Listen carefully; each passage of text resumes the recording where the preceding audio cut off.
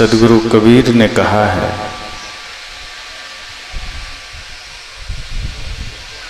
जो उगे सो आथवे, फूले सो कुम्हिलाए, जो चूने सो ढहि परे, जन्मे सो मरी जाए। जीवन की असारता का वर्णन करते हुए, शरीर और संसार की नश्वरता का वर्णन करते हुए सद्गुरु कहते हैं, जो उगे सो आथवे। जिसका उदय हुआ है उसका अस्त होगा। फूले सो कुम्हिलाए, जो पुष्प खिला है वो कुम्हिलाएगा। जो चूने सो ढहि परे, जिसका निर्माण हुआ है उसका विनाश होगा। और जन्मे सो मर जाए। इस धरती पर जिसने भी जन्म लिया है उसकी मृत्यु होगी। यह जीवन का बहुत बड़ा सत्य है। और चीजों को झुठलाया जा सकता है,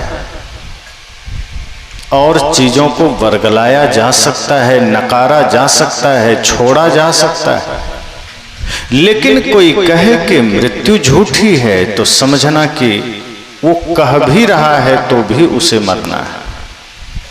क्योंकि इस धरती का, इस ब्रह्मांड का सबसे बड़ा सत्य मृत्यु है। इसलिए सद्गुरु कहते हैं, इससे भाग कर नहीं जीना है, इससे जाग कर जीना है। हम भागने की चेष्टा करते हैं, सदा मृत्यु से भागने की होड़ लगी कि हम मृत्यु को भूले रहें, भागते रहें और बेतहासा जीवन जीते रहें। पर मृत्यु को सब याद है, उसे पता है कि कब किसे उठाना है। अगर हम ये सोच भी लें कि हम उसे भूल जाएं तो मृत्यु हमें नहीं भूलती। हमारी दशा शुतुरमुर्ग की भांति है। शुतुरमुर्ग बड़ी चालाकी करता है। जब वो हिंसक जानवर को अपनी ओर आते देखता है तो झाड़ी में, बालू में अपना सिर छिपा लेता है। उससे ये लगता है कि यदि मैं नहीं देख रहा हूं तो वो भी मुझे नहीं देख रहा होगा। मैंने अपनी आंखें बंद कर ली है, मैं किसी को नहीं देख रहा तो कोई मुझे भी नहीं देख रहा होगा। और इसी गलतफहमी में वो शिकार हो जाता है। हम सब भी यही करते हैं। मृत्यु सत्य है, लेकिन हम उसे इतना दूर खदेड़े रहते हैं, इतना ज्यादा उसे नजरअंदाज किए रहते हैं कि अचानक घटती है, इसलिए लोग भयभीत हो जाते हैं। और वो घटती ही है। अपने से पीछे के लोगों को देखिए, आगे वाले की भी यही स्थिति है, पीछे की भी वही है। और हम सब भी एक दिन उसका मेहमान बनने वाले हैं, यमराज का। सद्गुरु कबीर इस दोहे के माध्यम से हमें डराना नहीं चाहते हैं, वो हमारे भीतर के सामर्थ्य को जगाना चाहते हैं। वो हमें निर्भय बनाना चाहते हैं कि डरने की जरूरत नहीं है। जो जो जन्म लिए वसुधा पर, एक दिन सब ही मरे, एक दिन सबको जाना हुआ, डरने की जरूरत नहीं। जो रावण और कंस जैसे आतताई ये सोचता था कि जब मैं धरती पर चलता हूं तो धरती मेरे चलने से कांपती है, उसे भी एक दिन जाना पड़ा।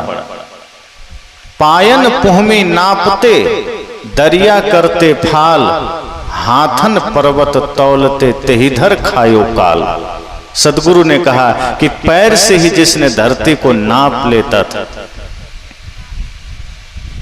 जो चलता था तो लगता था धरती कांप रही है, लोगों में हाहाकार मच जाता था।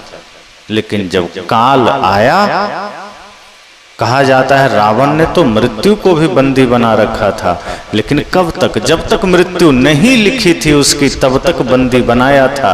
जिस दिन मृत्यु थी उस दिन वही मृत्यु उसको शमशान में लिटा दिया।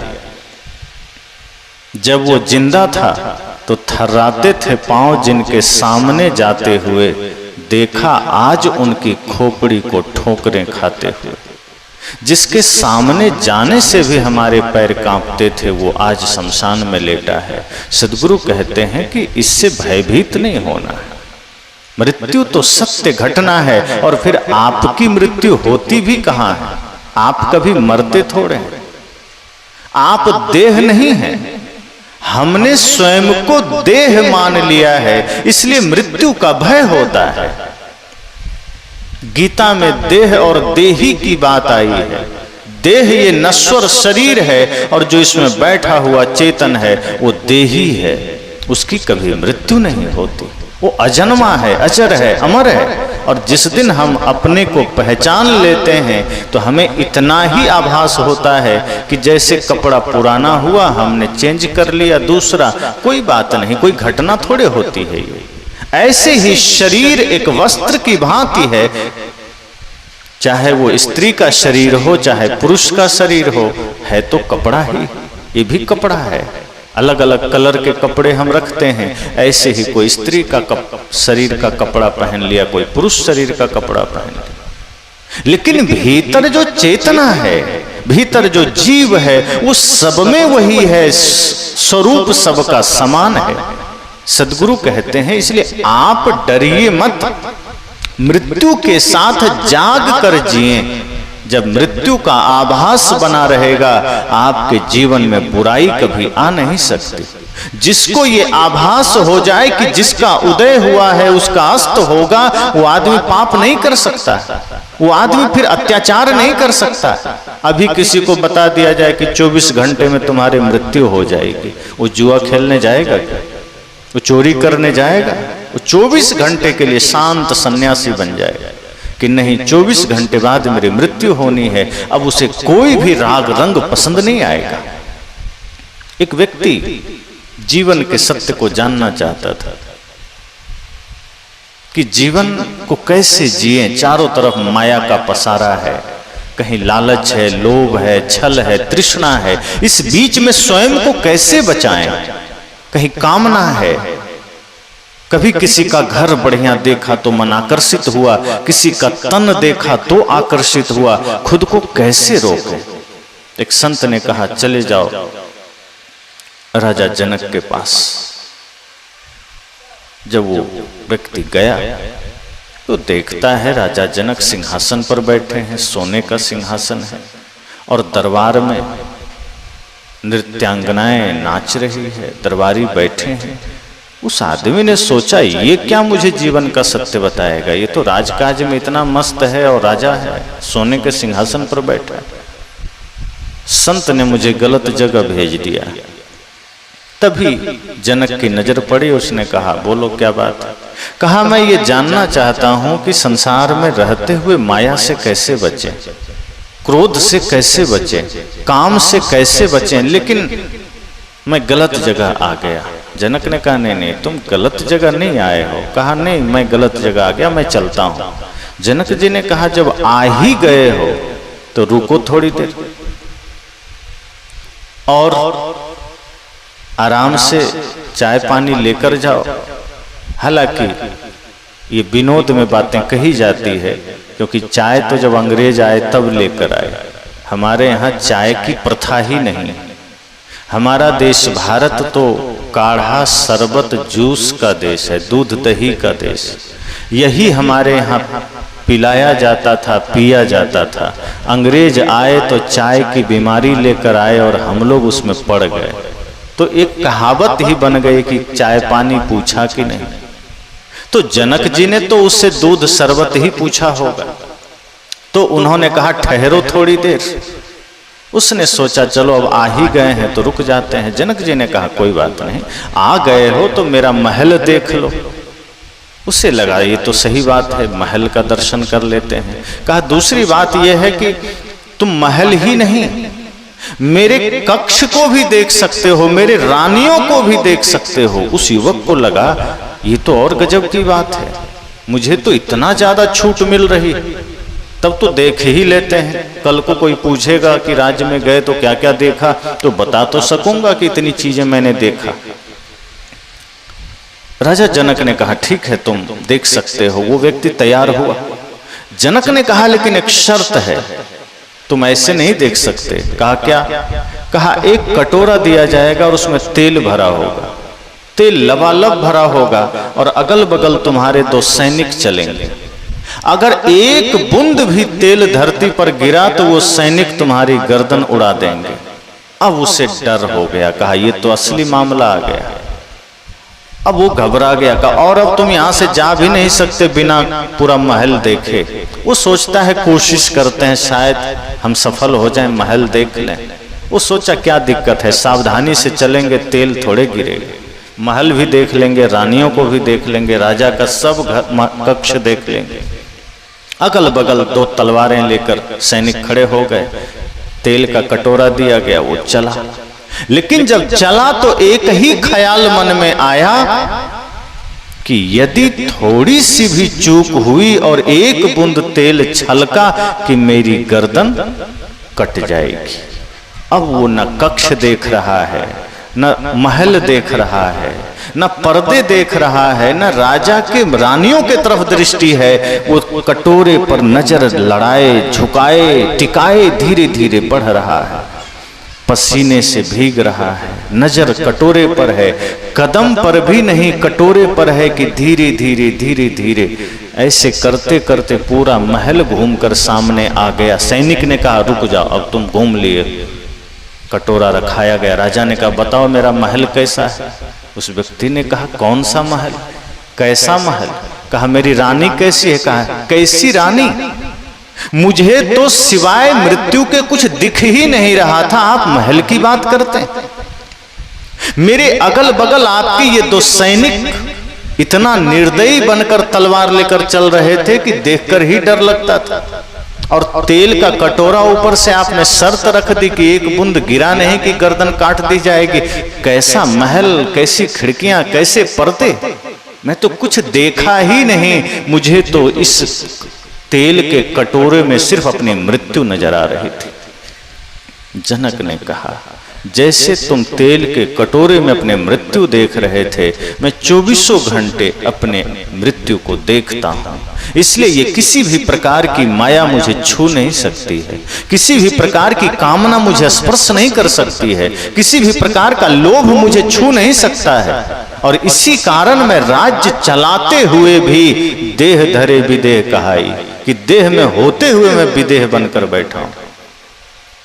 वो व्यक्ति संत के पास गया, कहा राजा ने मुझे बिल्कुल जीवन का सत्य दिखा दिया।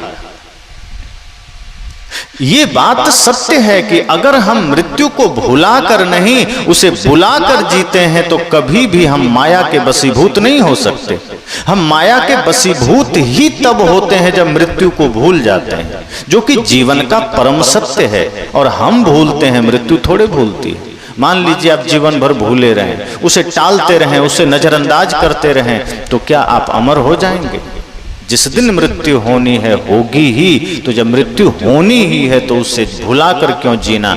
मस्त होकर जीना है, आनंदित होकर जीना है, उसका स्वागत करके जीना है। और एक बात और, कि ऐसा जीवन मत जिए कि मृत्यु आ करके आपको आपके शरीर से खींच कर निकाले कि छोड़ो तुमने बहुत दिन अब जी लिया इस शरीर में। कुर्सी पर आप बैठे हैं, कोई आकर उठा दे तो अपमान होगा कि नहीं? लेकिन आप खुद कुर्सी का त्याग कर देंगे तो स्वाभिमान होगा। मृत्यु भी अगर आपको आपके शरीर से निकाल दे, इसका मतलब जीवन अपमानित हो गया। और अगर आपने खुद मृत्यु से कहा मेरा काम पूरा हो गया, जब मन करे आके ले जाना, इसकी कोई जरूरत अब रही नहीं, अब इसका काम पूरा है, मुझे जो करना था मैंने कर लिया, जिस धर्म के मार्ग पर मुझे चलना था मैं चल रहा हूं, जो शांति का काम करना था मैंने कर लिया, ध्यान तप योग में मैं जी रहा हूं। इस शरीर की यात्रा पूरी हो चुकी है। ए मौत, तुम्हें आकर ले जाना है तो ले जा सकती हो। इसमें आपकी बादशाहत है, शहंशाहियत है। इसलिए सदगुरु ने कहा कि जो उगे सो आथवे, ये ध्यान रखिए, जिसका उदय हुआ है उसका अस्त होगा। और जैसे सूर्योदय होता है हमें पता चल जाता है सूर्योदय हो चुका है, हर किसी को ये पता चल जाता है कि अब दोपहर भी होगी और फिर शाम भी होगी। लेकिन जीवन के साथ थोड़ा सा संदेह है। जीवन का सूर्योदय होता है तो जीवन में जवानी की दोपहर होगी कि नहीं होगी इसकी भी गारंटी नहीं है।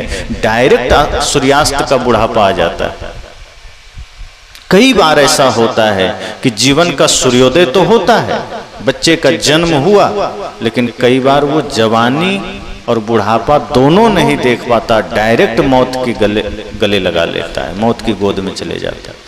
इतना नश्वर है जीवन, इतना क्षणभंगुर है जीवन, सदगुरु ने कहा। इसलिए जो उदय जिसका हुआ उसका अस्त होगा, और जो फूला है, जो पुष्प खिला है, फूला है, वो कुम्हलाएगा, वो मुरझाएगा। फिर क्यों इस मायावी संसार से इतना प्रीत करना? संसार का भी सदुपयोग कर लीजिए अपने कल्याण के लिए। आपका एक एक पल, एक एक सामर्थ्य अगर जगत कल्याण के लिए उपयोग में आ गया तो समझना आपने जीवन को सार्थक बना लिया। अगर आपका धन किसी निर्धन का सहारा न बना, आपका बल किसी निर्बल का सहारा न बना, आपका ज्ञान किसी अज्ञानी का ज्ञान न बना, तो समझना कि ये सब कुछ हमारे पास होते हुए बेकार है। इसलिए सदगुरु कहते हैं मृत्यु से कभी भी भाग कर मत जीना। मृत्यु से जो भागता है समझ लो मृत्यु उसे जल्दी पकड़ती, उसके पास मृत्यु जल्दी चल कर आती है, और वो आदमी भयभीत रहता है, डरा हुआ रहता है। उसके वो क्षण क्षण डरता है घर न छूट जाए, पद न छूट जाए, बेटे न छूट जाए, बहू न छूट जाए, पोता न छूट जाए। फिर उसकी कामना इतनी प्रबल हो जाती है कि वो क्षण क्षण डरता है, और जहां डर है समझना वहां जीवन का आनंद नहीं है। आप तो क्षण क्षण डर रहे हैं। जहां निर्भयता है वहां परमानंद है, परम शांति है। और ऐसा नहीं है कि आप मृत्यु को याद करेंगे तो आकर ले चली जाएगी, वो नहीं याद करेंगे तो भी लेकर जाएगी, और याद करेंगे और समय पूरा नहीं हुआ है तब भी लेकर नहीं जाएगी। मृत्यु तो अतिथि है, जब उसको आना है आ जाएगी बिना तिथि बताए, कुछ संकेत देकर। जैसे पहले लोग आते थे घरों में मेहमान, तो हम उन्हें अतिथि कहते थे, अब हम अतिथि नहीं कह सकते। अतिथि का मतलब है जिसका तिथि का पता नहीं है, जिसके आने का कोई खबर नहीं है, अचानक चले आए। मोबाइल का जमाना नहीं था, चिट्ठी पत्री भी लोग कम भेजते थे, चले आए। लेकिन लोग इतनी तैयारी रखते थे कि बिना बताए भी अगर मेहमान आ जाए तो उनका बढ़िया स्वागत हो जाता था, भोजन पानी आवास की व्यवस्था हो जाती थी। अब तो आदमी चलता है और लोकेशन भेज देता है, बस यहाँ चला हूँ, 2-2 कदम का लोकेशन हमें प्राप्त होता है। Message, video call, audio call, हम एक दूसरे से जुड़े होते हैं। इसलिए आज के लोगों को हम अतिथि नहीं कह सकते, मेहमान कह सकते हैं। अगर इस धरती पर देखा जाए तो सबसे बड़ी अतिथि मृत्यु है, जो बिना बताए आ जाती। हालांकि कुछ संकेत मृत्यु देती, लेकिन आदमी इतना चालाक है कि उन संकेतों पर भी पर्दा डाल देता है। मृत्यु सबसे पहले आपका बाल सफेद करती है, पर आदमी कहता है चिंता नहीं, हम जा करके मेहंदी से इसे कलर करवा लेंगे हम, लेकिन मृत्यु का आभास नहीं होने देंगे। मृत्यु ने मैसेज भेजा कि अब आपके बाल सफेद हो गए, सचेत हो जाइए, समय आने वाला है। आदमी कहता है तुमसे ज्यादा चालाक है, हम जाके इसे काला करवा लेंगे, अब तुम खोजते रह जाओ कौन बूढ़ा है, क्योंकि तुम तो सफेद बाल देख के ही ले जाओगे। आदमी को यह भ्रम होता है कि मृत्यु बूढ़े को ही ले जाएगी, जिसका समय होगा उसे ले जाएगी। फिर मृत्यु ने संकेत भेजा, दांत हिलने लगे, आदमी ने पूरा सेट नया लगवा लिया कि कोई बात नहीं, हमारे पास इसका भी इंतजाम है। चमड़ी ढीली पड़ी, आजकल प्लास्टिक सर्जरी हो गई, पता भी नहीं चलता, 70 साल का आदमी भी 30-40 का मालूम पड़ता है। कानों से सुनाई देना कम हुआ, मशीन लगवा ली। मृत्यु के हर संकेत पर हम पर्दा डाल देते हैं कि तुम चिंता मत करो, हमें तो अभी संसार में जीना है, हमें तो अभी माया में ही रहना है, और इसलिए तुम्हारे हर संकेत पर हम मिट्टी डालेंगे, उसका हमें कोई फर्क नहीं पड़ता।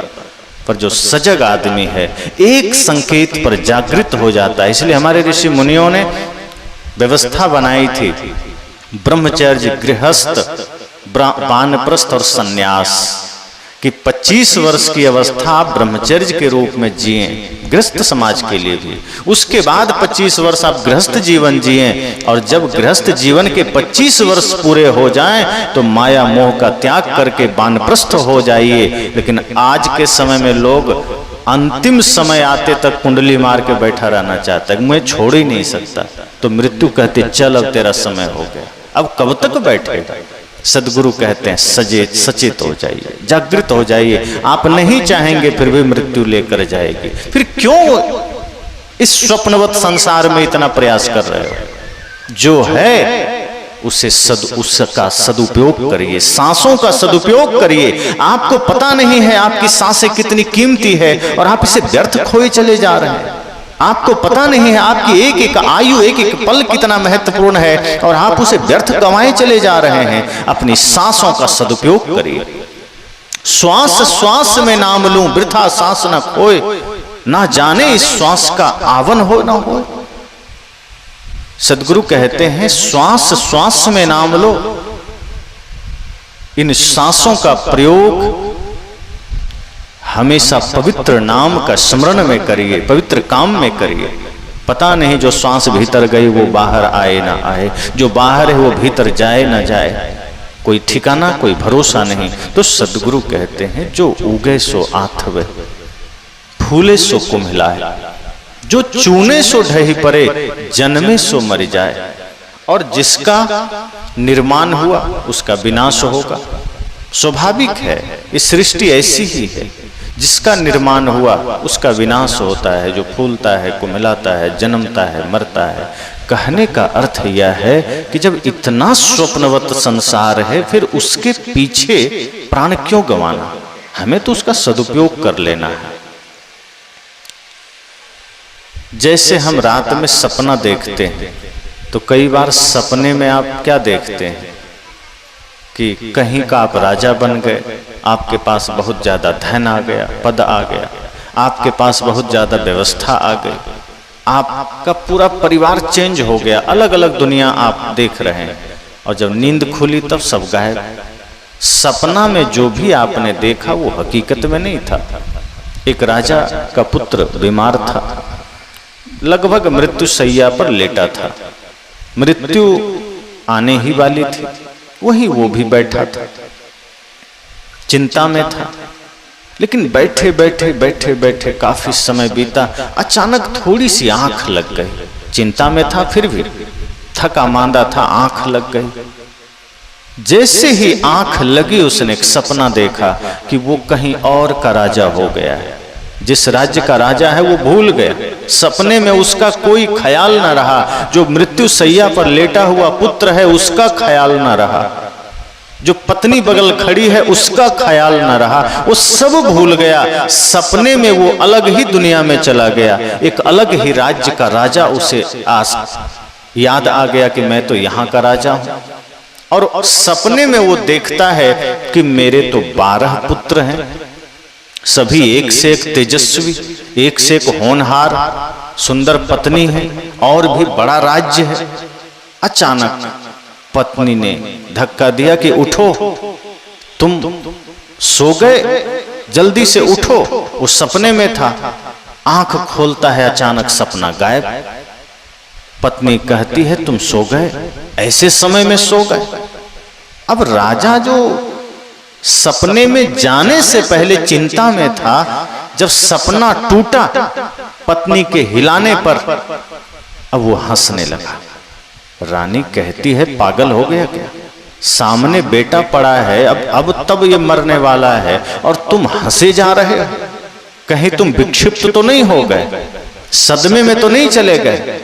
वे कहता है नहीं, इस बात से मुझे हंसी नहीं आ रही, तो दुख का विषय है कि चलो ये मृत्यु शैया पर लेटा है, पर मुझे हंसी कुछ और बात से आ गई। कहा क्या? कि अभी मैं थोड़ी देर के लिए सोया, सपना देखा, या सपने में मैं किसी और राज्य का राजा बना और वहां मेरा 12 पुत्र था, और तुमने जैसे ही जगाया वो मेरे 12 पुत्र छूट गए। अब उसके लिए रोऊं या इस एक के लिए रोऊं? क्योंकि सपना तो वो भी था और ये भी है, क्योंकि जिस दिन मृत्यु आएगी मुझे लेकर चली जाएगी, ये सपना भी टूट जाएगा। एक सपना ही तो हम देख रहे हैं। तो सपने में हमने 12 पुत्र खो दिए और हकीकत में एक सामने है, क्या पता ये भी खो जाए और खो ही जाएगा।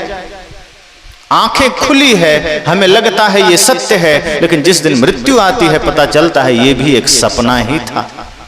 आंख बंद होती है, सपने देखते हैं, तब सपने में जब आप होते हैं आपको लगता है वही सत्य है, वही,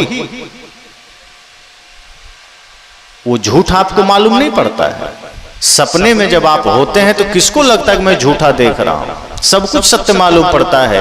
बल्कि कई बार कोई बीच सपने में जगा दे, आप गुस्से में चले जाते हैं, क्यों जगा दिया, कितना अच्छा सपना देख रहा था, देख तो सपना ही रहा था। तो वो सपना अगर झूठी है तो ये जागृत में देखा गया सपना भी झूठा ही। सद्गुरु कहते हैं ये जीवन स्वप्नवत है, इसकी सत्यता को समझ लीजिए कि जो आज है वो कभी भी छूट सकता है, जो आज मिला है वो बिछुड़ेगा। प्रिय, जो बहुत प्रिय है वो भी छूटेगा, कोई अप्रिय है उससे हो सकता है मिलना हो जाए। संसार में जो कुछ प्राप्त है पता नहीं कब हमसे छिन जाए, कोई नहीं जानता। लेकिन जो छिन नहीं सकता है, जो मिट नहीं सकता है, उसकी तलाश इसी जीवन में करना है, उसकी खोज इसी जीवन में करना है। हम पूरा जीवन मृत्यु से बचने में लगा देते हैं कि कैसे उससे बचें। एक आदमी मृत्यु शैया पर लेटा है, आप चले गए तो आप उसको सांत्वना देते हैं, कोई बात नहीं सब ठीक हो जाएगा। अब क्या ठीक हो जाएगा, कुछ ठीक होगा? मृत्यु आएगी उसे उठा ले जाएगी। आप वहां सत्य नहीं बोलते हैं कि तुमने जीवन में क्या कमाया, अब तो तुम जा रहे हो, नहीं कहते। आप झूठी सांत्वना देते हैं कि चिंता मत करो सब ठीक हो जाएगा, और ठीक कुछ भी नहीं होता। उस समय सांत्वना नहीं देना है, आप पूछिए कि तुमने जीवन में क्या कमाया, ये चेहरे पर भय क्यों है? अगर आपने जीवन में कोई अच्छी कमाई नहीं की है तो जाते समय चेहरे पर भय होगा, चेहरे पर अशांति होगी, व्याकुलता होगी। और अगर आपने कुछ अच्छा किया है तो जब मृत्यु का आने का समय होगा तो चेहरे पर निश्चिंतता होगी, भय नहीं होगा। हम भयभीत क्यों होते हैं? क्योंकि हम कुछ कर नहीं पाए, जो करना था हम कर नहीं पाए। हम वो करते रहे जो साथ जा नहीं सकता, और जो ले जा सकते थे वो हमने किया नहीं। यही भय का कारण है। भय क्यों होता है? छूटने का भय। शरीर न छूट जाए, धन न छूट जाए, पद न छूट जाए, इसका भय होता है। और इस भय से हम अंतिम में कुछ करना चाहते हैं। जीवित रहते रहते हम कुछ कर नहीं पाते। जब तक जिंदा हैं हम राम को नहीं जाने। मर गए तो लोग सुना रहे हैं राम नाम सत्य है। अब मर गए तो अब जो जिंदा है उसके लिए तो कारगर है, वो जान ले, उसको समझ में आ जाना चाहिए कि राम नाम ही सत्य है, बाकी संसार झूठा है। इसलिए सद्गुरु कहते हैं, साधो दिल से न राम को भूल, दिल से न राम को भूल, साधो दिल से न राम को भूल।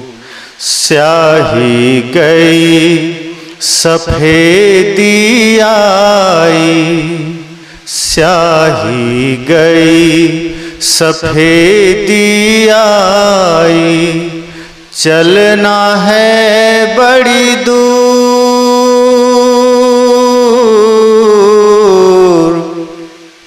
राग रंग में तुम ही रंगीले, सब फूलन में फूल, साधो दिल से न राम को भूल, दिल से न राम को भूल, साधो दिल से न राम को भूल। सद्गुरु कहते हैं दिल से राम को न भूलो। पर हम ये काम जीवन में करते हैं क्या? राम के अलावा सब याद है, धन याद है, पद याद है, पत्नी याद है, बच्चे याद हैं, घर मकान दुकान याद है, किसको कितना उधारी दिया वो याद है, कौन कितना पैसा किससे लेना है देना है सब याद है, कब शादी विवाह करना कराना है याद है, नौकरी पेशा याद है, एक राम को छोड़कर सब याद है। लेकिन जब आदमी गुजर गया तब सुना रहे राम नाम सत्य। अरे यही जीवन में जान लेता तो शायद सदगति मिल जाती। अब मरने के बाद चाहे राम नाम सत्य सुनाओ चाहे झूठ सुनाओ कुछ नहीं होना। हाँ, जो पीछे चल रहा है शायद उसका कल्याण हो जाए, शायद उसकी चेतना जग जाए। लेकिन जो मृत्यु के समय साथ चल रहा है वो आदमी भी तत्कालिक वैराग्य तो पा लेता है, उसे मरघटिया वैराग्य कहते हैं। जब कोई बगल में गुजर जाए और आप उसके अर्थी को कंधा देते हैं, मरघट ले जाते हैं, तो थोड़ी देर के लिए आप कहते हैं कि भैया सब माया है, सब झूठ है, कोई सत्य नहीं। मृत्यु सबकी आनी है, लेकिन घर आए नहीं कि वो ज्ञान वहीं मरघट में छूट गया, वो वहीं रह गया, फिर उसकी जरूरत नहीं रह गई। सदगुरु कहते हैं एक राम की याद हम नहीं करते, बाकी सब कुछ करते। तो जो करना था याद, जो करना था काम, वो छूट गया, वो रह गया। और जो नहीं करना था, जो थोड़े में भी काम चल सकता था, वही करते रहे और पूरी जवानी, पूरी ऊर्जा, पूरी शक्ति लगा दी मृत्यु को भुलाने में, उससे बचने में। जन्मदिन पर कोई मृत्यु का नाम ले ले, आप मुंह बंद करते हैं, अशुभ बोल दिया, गलत बात। कहीं विवाह में कोई मृत्यु का नाम ले लिया, आप तुरंत उसका मुंह बंद कर देते हैं। ऐसे लगता है कितना अशुभ बोल दिया, पर मृत्यु अशुभ नहीं है, एक बात जान लीजिए, वो शुभ है। क्योंकि वो जहां है, जिस घड़ी है, वहां पाप रह ही नहीं सकता है। मृत्यु जब तक आपके स्मरण में है, आप पाप नहीं कर सकते, गलत मार्ग पर नहीं जा सकते। मृत्यु को भूलते ही हम पाप के मार्ग पर जाते हैं, गलत मार्ग पर जाते हैं, गलत काम करते हैं। सदगुरु ने कहा इसलिए मृत्यु को आप भूल सकते हैं, भूल जाइए, भुला दीजिए, पर मृत्यु आपको याद रखती है, वो भूलती नहीं, वो कभी भूल नहीं सकती है। इसलिए इस स्वप्नवत संसार में आप प्रीत किससे कर रहे हैं? कर्तव्य पालन करिए। बच्चे हैं, पत्नी है, परिवार है, सदगुरु ये नहीं कहते कि आप उन्हें छोड़ दीजिए, उनके प्रति कर्तव्य मत निभाइए, निष्काम भाव से कर्म करिए। अगर आपका पुत्र है तो आप यह सोचिए कि ये मेरा कर्तव्य है, मैं इसका लालन पालन कर दूं, अच्छा संस्कार दे दूं। आप तो इस चेष्टा में लगे हैं कि मैं अपने बच्चे को बढ़िया पढ़ा दूं ताकि ये बुढ़ापे में मेरा सहारा बन जाए। भीतर एक कामना आपने छिपा रखी है, एक लालसा आपने पहले ही पाल रखी है कि अपने बेटे को मैं बढ़िया परवरिश दे दूं, अर्थात बढ़िया शिक्षा दे दूं, तो शायद बुढ़ापे में बेटे और बहू मेरी सेवा करेंगे। आपने बेटे को संस्कार तो दिया नहीं, आपने शिक्षा तो दे दी, संस्कार नहीं दिया। इसलिए मैं अक्सर कहा करता हूं कि दोष बच्चों का नहीं, माँ बाप का है। अगर माँ बाप दशरथ और कौशल्या की तरह हो जाएं तो आपके घर में राम का ही आगमन होगा। लेकिन अगर माँ बाप रावण की तरह हो जाएं, केकसी की तरह हो जाएं, तो रावण आएगा, मेघनाद आएगा, फिर श्रवण कुमार और राम का आगमन नहीं होगा। अगर आप चाहते हैं आपके भी बच्चे राम जी की तरह हों, आपके बच्चे श्रवण कुमार की तरह हो, आपके बच्चे भगत सिंह की तरह हो, आपकी बच्चियां लक्ष्मीबाई की तरह हो, आपकी बच्चियां मीराबाई की तरह हो, माता सीता की तरह हो, तो उसके लिए सबसे पहले अपने जीवन के संस्कारों को सज्जित करना पड़ेगा, अपने संस्कारों को शुद्ध करना पड़ेगा, अपने विचारों को शुद्ध करना पड़ेगा।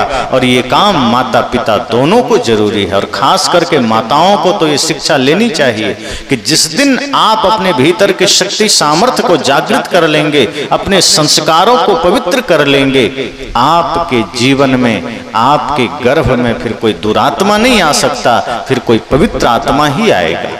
क्योंकि वो पवित्र आत्माएं भी तो पवित्र गर्भ खोजती हैं। हम सोचते हैं पाप करते हुए हमारे आंगन में कोई धर्मात्मा आ जाए, हम सोचते हैं बढ़िया ऐशो आराम का जीवन जीते हुए, छल कपट करते हुए हमारे घर में कोई पवित्र आत्मा का आगमन हो जाए। नहीं हो सकता।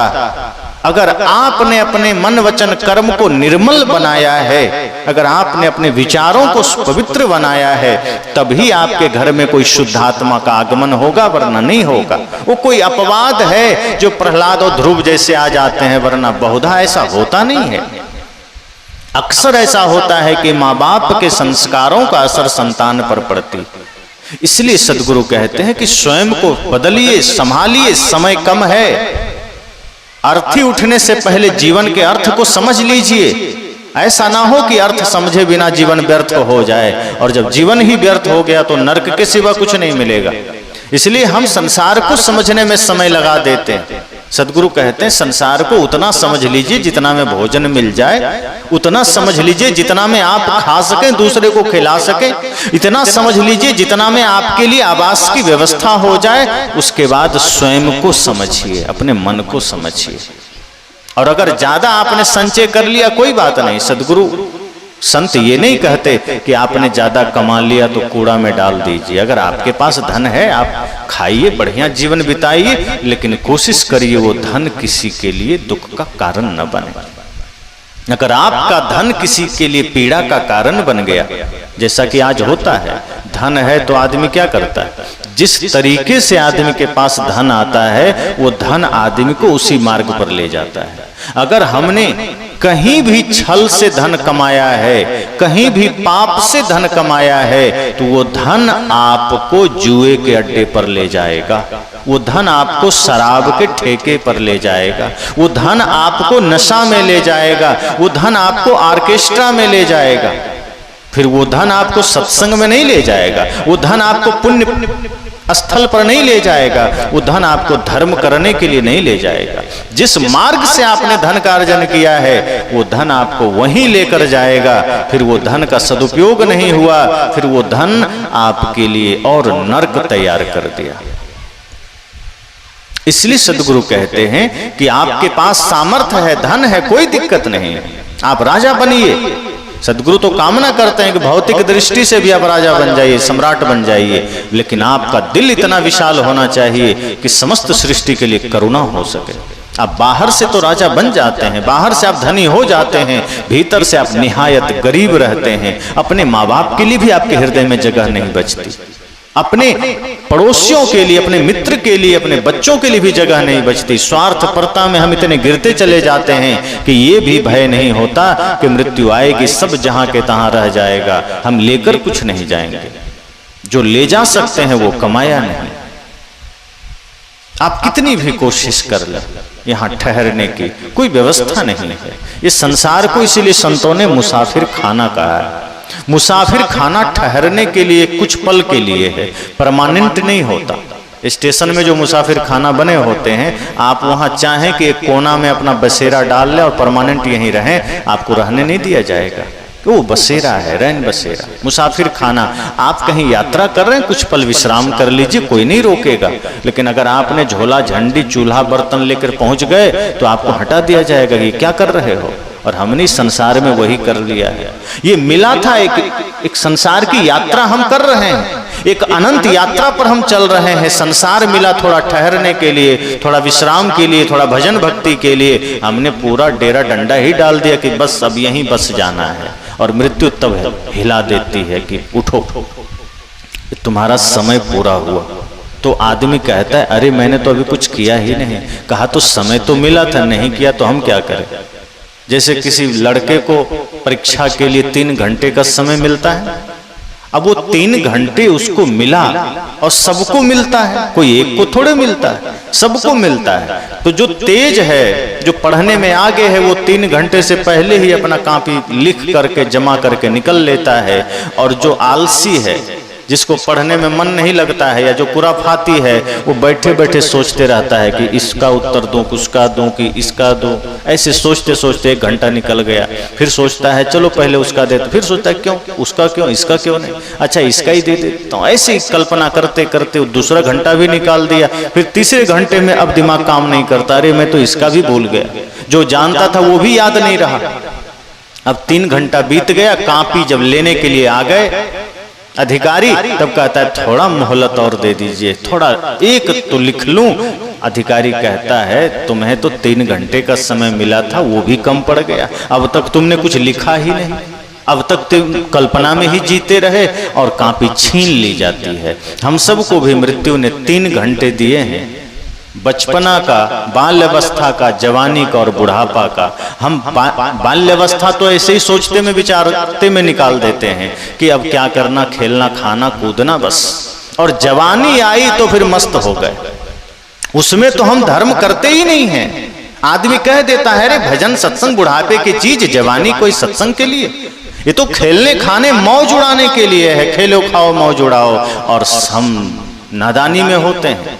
असली भजन तो जवानी में ही हो सकती है, बुढ़ापे में आप भजन कर भी नहीं सकते ठीक से, क्योंकि संसार का काम आप जवानी में कर रहे हैं, जो संसार क्षणभंगुर है, और भजन आप बुढ़ापे में टाल रहे हैं। भजन क्या कोई मुढ़ी लैया है जो जैसे तैसे निपटा लो? भजन तो साधना का विषय है, तपस्या का विषय है, उसके लिए शरीर में ऊर्जा का होना जरूरी है। अब सोचिए अगर बूढ़ा हो गए, अब आंख काम नहीं करने लगा तो संत का दर्शन कैसे करेंगे? आपने तो सोचा कि बुढ़ापे में भजन कर लेंगे, पैर काम नहीं कर रहे हैं, लड़खड़ा रहे हैं, तीर्थ की यात्रा कैसे करेंगे? दांत टूट गए, किसी ने, गुरु ने कहा कि चलो राम राम कहो, अब दांत सब तीर्थ करने चले गए, आपको कहा गया कि भैया राम बोलो, आपके मुख से निकल रहा है लाम, तो राम भी सही से नहीं बोल रहे हैं, अब लाम बोल रहे हैं। तो बुढ़ापे में भजन भी तो नहीं हो सकता, भजन भी जवानी में ही हो सकता है। मृत्यु ने कहा कि तुमने जवानी तो गुणा भाग में बिता दिया, माया में बिता दिया, अब बुढ़ापे का समय आया, अब भी अगर थोड़ा किसी तरह जाग जाते तो अब तृष्णा और बढ़ गई कि अब थोड़ा पोता को खिला लें, नाती को खिला लें, अब थोड़ा पोते को भी नौकरी करते देख लें, उसकी भी शादी देख लें, और यही गुणा भाग में मृत्यु आती है, कहते बस लाओ कापी, छीन लिया, चल दिया।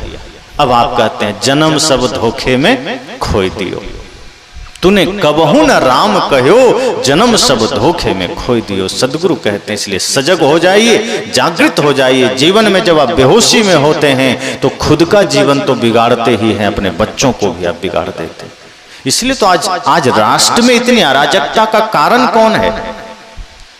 इस देश की समस्या का कारण न चीन है, न पाकिस्तान है, न नेपाल है, न श्रीलंका है, न मालदीव्स है। हमारे देश की समस्या का कारण हम सब हैं, खुद हैं।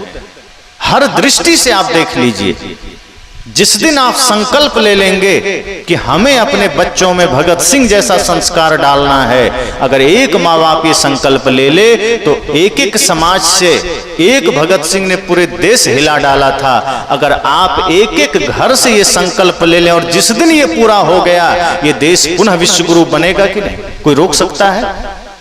और कोई भ्रष्टाचारी फिर खड़ा नहीं रह सकता है, कोई पापाचारी खड़ा नहीं रह सकता है। जिस दिन आप जाग गए, जिस दिन आपके भीतर संस्कार जागृत हो गए, इस राष्ट्र को विश्व गुरु बनने से कोई नहीं रोक सकता। आज तो हम बंटे हैं ना, जाति के नाम पर आप वोट दे रहे हैं। कोई शराब की थैली बांट दिया, वोट दे आए। कोई कह दिया हम तुम्हारा नेता हैं, हम तुम्हारे जाति का अगुआ हैं, आप उसे वोट दे आए। आप व्यक्तित्व देखकर वोट नहीं देते कि हाँ व्यक्तित्व किसका अच्छा है, जो समाज के लिए कल्याणकारी हो, जिसका जीवन व्यवस्थित हो। अब जो खुद ही भ्रष्टाचार करके, पाप करके चुनाव जीता हो, वो आपके कल्याण की बात सोच सकता है क्या? जो 500-500 हजार रुपया देकर आपका वोट खरीदा है, वो आपके कल्याण का बात तो नहीं सोच सकता। वो सबसे पहले सोचेगा कि 5-10 करोड़ जो मैंने गंवाया है, पहले वो भर तो लें, तब सोचेंगे समाज कल्याण की बात। और उसके बाद जब वो 10 करोड़ कमा लेता है, तब मन में होता है 10 कमा लिया, अब आगे पता नहीं जीते न जीते, तो 10-20 और कमा ही लेते हैं। इसी चक्कर में 5 साल पूरा हो गया, अब वो कहता है अब हम हार भी गए तो कोई चिंता नहीं, मेरा पूरा व्यवस्था हो गया। और ऐसे ही लोग आपके सत्ता में धीरे धीरे पहुंचते हैं। बहुत कम लोग हैं जिनके भीतर देश प्रेम होता है, समाज के प्रति कर्तव्य का बोध होता है कि मुझे कुछ मिले न मिले, मुझे कुछ नहीं चाहिए। मुझे सिर्फ देश की उन्नति चाहिए, समाज की उन्नति चाहिए, और इसके लिए आपको, माता पिता को जागृत होना पड़ेगा। अपने बच्चे को अगर आपने संस्कारी बना दिया और इसमें से कोई सत्ता में गया तो समझिए को कितना बड़ा देश का कल्याण करेगा। लेकिन हम सोए हुए हैं, हम माया मोह में इतने उलझ जाते हैं कि हम संस्कार ही भूल जाते हैं। बच्चे को हमने संस्कार दिया ही नहीं, शिक्षा दे दी। अच्छी शिक्षा डॉक्टर बना देगी, एक अच्छी शिक्षा आपके बच्चे को वकील बना देगी, एक अच्छी शिक्षा आपके बच्चे को इंजीनियर बना देगी, IAS IPS बना देगी, बहुत बड़ा बिजनेस मैनेजमेंट का कोर्स उसको आप सिखा देंगे, वो बहुत बड़ा बिजनेस कोच बन जाएगा या बिजनेसमैन बन जाएगा। लेकिन अच्छी शिक्षा आपके बच्चे को एक अच्छा इंसान नहीं बना सकती है। अच्छा इंसान अच्छे संस्कारों से बनेगा। इसलिए संत कहते हैं अच्छी शिक्षा के साथ साथ अच्छे संस्कार भी दीजिए। अगर संस्कार नहीं दिए तो आपके बच्चे शिक्षित तो हो जाएंगे, संस्कारी नहीं हो पाएंगे। और इसका प्रमाण देखिए, बड़े बड़े डॉक्टर बैठे हैं, मरीज जाता है, वो गया बुखार का इलाज कराने, लौटा तो पता चला उसका एक किडनी ही गायब है। अब वो कौन गायब कर रहा है? वही डॉक्टर के वेश में बैठा हुआ लुटेरा है। कितने डॉक्टर हैं जिसके मन में है कि हम सेवा करें? बहुत कम मिलेंगे। वकील को देखिए, बहुत कम वकील है जो चाहता है कि किसी गरीब का सहारा हम बन जाएं। वो काला कोट पहन करके झूठ को सच और सच को झूठ करने वहां बैठा है। बस किसी तरह पैसा मिलना चाहिए, फिर किसी की भी वो कर देता है पैरवी। इंजीनियर को देखिए, भीतर भीतर पैसा ले लिया, नक्शा उक्सा जैसे तैसे बना दिया, पुल गिर रहा है। आदमी के प्राणों से, आदमी के जीवन से कोई मतलब नहीं है। तो अच्छी शिक्षा का विकास तो हुआ, लेकिन सदगुरु कहते हैं आपने संस्कार देना बंद कर दिया। आपने अपने महापुरुषों की जीवनियां पढ़ाना बंद कर दिया। आपने आज अपने बच्चों को न राम की शिक्षा देते हैं, न श्री कृष्ण की देते हैं, न महाराणा प्रताप के बारे में बताते हैं, न वीर शिवाजी की गाथा पढ़ाते हैं, न वीर वीरांगनाओं की गाथा पढ़ाते हैं, न भगत सिंह की पढ़ाते हैं, ना बुद्ध महावीर कबीर सुर तुलसी मीरा की बात आप उसे बताते हैं। और इन सब से अनभिज्ञ आपका बच्चा सिर्फ संसार को जानता है, धन दौलत को जानता है, माया को जानता है। वो जैसे ही बड़ा हुआ आप कहते हैं ये तुम्हारा घर है, ये खेत है, ये गाड़ी है, ये तुम्हारा बंगला है, ये तुम्हारी फैक्ट्री है, ये तुम्हारी दुकान है, ये मौसा है, ये मौसी है, ये चाचा है, चाची हैं। किसी दिन आपने उंगली पकड़कर श्री राम की तरफ इशारा करके बताया कि ये वो श्री राम हैं जो भाई के प्रेम के लिए अयोध्या छोड़ करके जंगल में चले गए? किसी दिन आपने कृष्ण की तरफ इशारा किया कि ये भगवान कृष्ण हैं जो सबके सामने परम विनम्रता में भी रहते हैं, प्रेम की पराकाष्ठा पर भी हैं, और देश और समाज पर संकट आए तो सुदर्शन चक्र लेकर समाज की रक्षा के लिए खड़े भी हो जाते हैं। आपने बुद्ध की तरफ कभी इशारा किया कि ये वो करुणामय परम बुद्ध हैं जिन्होंने अपने त्याग, अपने तप, अपनी करुणा से समस्त सृष्टि को शांति प्रदान किया, ज्ञान का मार्ग प्रदान किया? ऐसा नहीं करते हैं। आप उनको परिचय कराते हैं हीरो हीरोइन से। आज के पिता माता अपने बच्चों को हीरो हीरोइन से परिचय करा रहे हैं, क्रिकेटर से परिचय करा रहे हैं, फैशन करने वाले से परिचय करा रहे हैं, डांस सिखा रहे हैं। इसलिए आपके बच्चे बिगड़ते जा रहे हैं। आप अपने बच्चों में राष्ट्र की भावना सिखाइए, माता पिता गुरु की भक्ति का बीज बोइए। जिस दिन आपने मातृभक्ति, पितृभक्ति, गुरु भक्ति और राष्ट्र भक्ति का बीज बो दिया, फिर आपको चिंता नहीं करनी है। आपने एक युग बदलने वाला व्यक्तित्व तो तैयार कर दिया, आपने अपनी जिम्मेदारी निभा दिया। लेकिन अगर आप ऐसा नहीं करते हैं तो आप एक अच्छे जिम्मेदार माता पिता नहीं हैं। फिर आप रोएंगे, फिर आपको आलोचना और निंदा करने का हक नहीं है। फिर आपको ये कहने का, बहुत से माता पिता आते हैं गुरुजी क्या करें, बच्चे बात नहीं मानते। आप ही जिम्मेदार हैं, बच्चे जिम्मेदार नहीं। वो गर्भ से बिगड़ कर पैदा थोड़े हुआ, वो पैदा तो सामान्य ही हुआ है। आपने ऐसा संस्कार नहीं दिया कि वो आपकी आज्ञा मान सके। इसलिए मैं कहता हूं कि सद्गुरु संतों की बातें बड़ी अनोखी होती है। वो हमें जीवन के सत्य से परिचय कराते हैं, वो हमें जीवन की मूल ज्ञान से परिचय कराते हैं कि जीवन तो सबको थोड़ा ही मिला है ना। ऐसा थोड़े है कि किसी को ज्यादा मिला कम मिला, ऐसा नहीं कि किसी को 500 साल मिल गया, किसी को 1000 साल मिल गया, वही है। अब कब किसका जाना हो नहीं जानते कोई, लेकिन जब तक जी रहे हैं तो हाथ में समय तो है। अब थोड़े ही समय में भगत सिंह 23 वर्ष में पूरे देश में अपना पहचान बना दिए, खुदीराम बोस पहचान बना गए। कम उम्र में ही बहुत लोग अपने जीवन को सार्थक बना गए। किसी को बहुत उम्र मिली फिर भी पड़ोसी तक नहीं जानता। तो अपने ऊपर है कि जीवन तो मृत्यु के करीब जा रहा है, एक एक पल हमारा मृत्यु के निकट जा रहा है, हम बेहोशी। इसलिए मैंने कहा कि जिसका उदय हुआ उसका अस्त होगा। 11 तारीख को ये पंडाल का निर्माण हुआ, कल इसका भी समापन हो जाएगा, ये भी हट जाएगा। हम 12 को हम लोग आए, आज हम भी प्रस्थान कर जाएंगे। जो आगमन में ही जिसने प्रस्थान को देख लिया, जन्म में ही जिसने मृत्यु को देख लिया, उदय में ही जिसने अस्त को देख लिया, जीवन में वो कभी दुखी नहीं हो सकता। अगर हम आए हैं तो हम जाएंगे भी, कहा भी है आए हैं सो जाएंगे। राजा रंग फकीर, एक सिंहासन चढ़ चले एक बंधे जात जंजीर, कि जो आया है वो जाएगा। राजा हो, रंक हो, साधु हो, चोर हो, गृहस्थ हो, विरक्त हो, सब जाएगा। ऐसा नहीं कि साधु हैं तो उसको जाना नहीं, पर जाने जाने में फर्क है। एक जो पाप कमा कर जा रहा है वो जंजीरों में बंध कर जाएगा, अर्थात वो अपमानित होकर जाएगा। और जिसने पुण्य कमाया है, जिसने धर्म का काम किया है, वो सम्मानित होकर जाएगा। अर्थात सिंहासन पर बैठकर जाने का मतलब है सम्मानित होकर जाना। इसलिए हम सबको भी यह सजगता चाहिए, जरूरी है कि आगमन है जीवन का तो प्रस्थान भी होगा, जीवन का उदय है तो अस्त भी होगा। तो जो मृत्यु और जन्म के बीच का समय है, जन्म और मृत्यु के बीच का जो वक्त है, हमें उसे बेहतर बनाना है धर्म की शरण में आकर। परिवार का काम कीजिए, समाज का कीजिए, बिजनेस व्यापार करिए, लेकिन एक बात मत भूलिए कि हमारी यात्रा कभी भी शुरू हो सकती है और वो काम करते जाना है। तन से काम, मन से राम, कहीं कबीर सरे दो काम। सदगुरु कहते हैं ऐसा नहीं है कि आपको राम को जानने के लिए सत्संग में ही बैठना पड़ेगा, आपका घर भी राम का मंदिर बन सकता है।